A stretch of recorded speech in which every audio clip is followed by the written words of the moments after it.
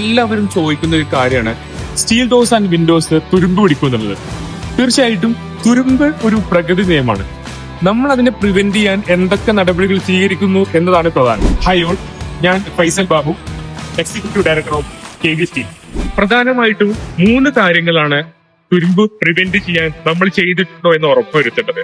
അതിൽ ഏറ്റവും പ്രധാനപ്പെട്ടത് ഷീറ്റാണ്. അപ്പോൾ ഇവിടെ നിങ്ങൾക്ക് കാണാം, നമ്മൾ ടാറ്റ ഷീറ്റിൽ ഗാൽവാനോ ഷീറ്റ് നമ്മൾ ഉപയോഗിക്കുന്നത് പ്രോപ്പറായിട്ട് സിങ്ക് കണ്ടന്റ് 120 GSM എന്നുള്ളതാണ്. അപ്പോൾ 120 GSM സിങ്ക് കണ്ടന്റ് ഉള്ള ഷീറ്റ് മാത്രമാണ് നമ്മൾ ഉപയോഗിക്കുന്നത്. അതാണ് ഉപയോഗിക്കുന്നത് നമ്മൾ എൻഷുർ ചെയ്യുന്നത്.